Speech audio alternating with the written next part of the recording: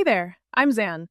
And if you're queer and you've been grinding to save and invest every single month, wondering when it finally gets easier, this video is going to change how you think about your entire financial future. Because here's what no one talks about. There's an exact moment when your money starts working harder than you are, when compounding takes over, when your portfolio growth outpaces your contributions. But here's the thing. That crossover point happens at a completely different number for us than it does for the general population. And if you don't know what that number is, you might be working way harder than you need to. In this video, I'm going to show you three things. First, the exact dollar amount where your portfolio starts carrying more weight than your paycheck, and why the LGBTQ plus wage gap means this number is different for us. Second, I'll break down the Coast Fire strategy and show you how to calculate the one number you need to hit by 30 to never have to contribute to retirement again. And third, I'm going to walk you through the 5 wealth milestones that actually matter for queer folks, because hitting $1 million means something completely different when you've been earning 90 cents on the dollar your entire career. Let me take you back to a conversation I had with my mom when I was in my early 20s. We were sitting in a bank, talking with a teller about investing goals. And I said something about how amazing it would be when your portfolio is generating more than your actual salary every year. The teller looked at me and said, "That never happens. That's not even a realistic goal." My mom and I just looked at each other, because we both knew if you understand compounding, if you stay in it for the long game, it absolutely does happen. But here's what that teller didn't know. For the LGBTQ community, the path to that moment is steeper. We're starting with a structural disadvantage, earning 90 cents for every dollar the average worker makes. For trans women, just 60 cents.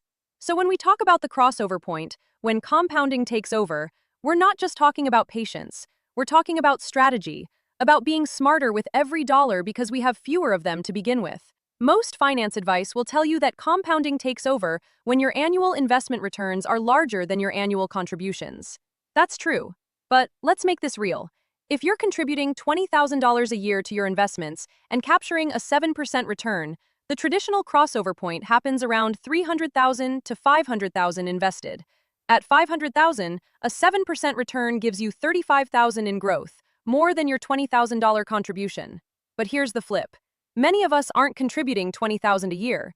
Because of the wage gap, because of the safety premium eating into our budgets, because we're covering costs that straight folks don't even think about, we might be contributing $15,000, or $12,000, or $10,000. If you're putting away $10,000 a year, your crossover point isn't $500,000. It's more like $150,000 to $250,000. And that's actually good news, because it means compounding starts working for you sooner. Now, this next concept is even more powerful if you're someone who's willing to save aggressively early on to buy your freedom later.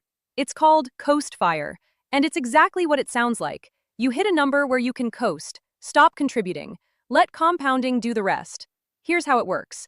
Let's say you want $2 million by the time you're 65, and let's say you want to contribute aggressively until you're 30, then stop completely. At a 7% growth rate, you'd need about $187,000 invested by 30. That's it. From 30 to 65, compounding alone grows that to $2 million. Now, is $187,000 by 30 realistic? For some people, yes. For others, it's aspirational. But here's what makes this concept so valuable for our community. The safety premium doesn't go away. The cost of living in affirming cities doesn't decrease.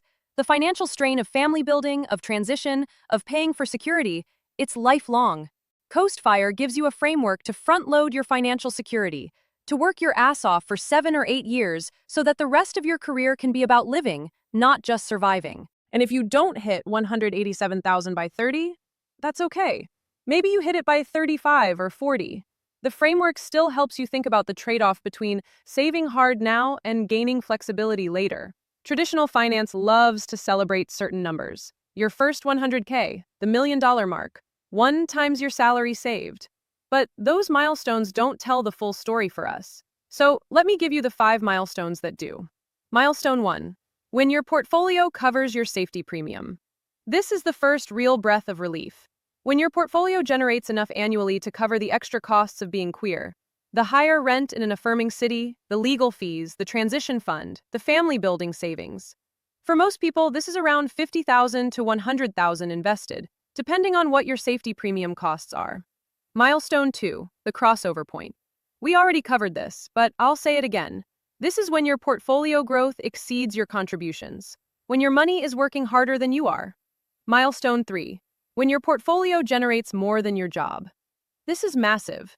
When your portfolio's annual return is larger than your salary. This is the moment you realize you could walk away. You could take a lower-paying job that actually affirms you. You could start that business. You could say no to the hostile workplace. Milestone 4. When your portfolio covers your basic needs. This is the first taste of real financial freedom. Your portfolio generates enough to cover housing, food, transportation, healthcare. Not the luxuries, just the essentials. You're not financially independent yet, but you're secure. And for a community that faces higher rates of job discrimination, that security is everything. Milestone 5. Full financial independence. This is when your portfolio covers your entire lifestyle. Not just needs, but wants. Vacations, hobbies, supporting chosen family, living fully. At this point, working is a choice, not a necessity. And when you get here, if you choose to keep working, you're doing it because you love what you do, because it gives you purpose, not because you need the paycheck. And here's what nobody tells you about hitting that crossover point. Once your portfolio is generating more than you're contributing, once compounding is doing the heavy lifting, the question stops being, can I afford to retire early? And starts being, should I? Because for queer folks, early retirement isn't just a math problem. It's about 7 critical questions that have nothing to do with your account balance. Like, what happens to your health insurance if you transition after you leave your job? Or, will retiring to a lower cost of living area mean sacrificing your safety? I break down all 7 questions you need to ask yourself before you make this decision. And some of them are going to surprise you. Click right here to watch Should You Retire Early? 7 questions queer people should ask before they quit their job. This is the video you need to watch next.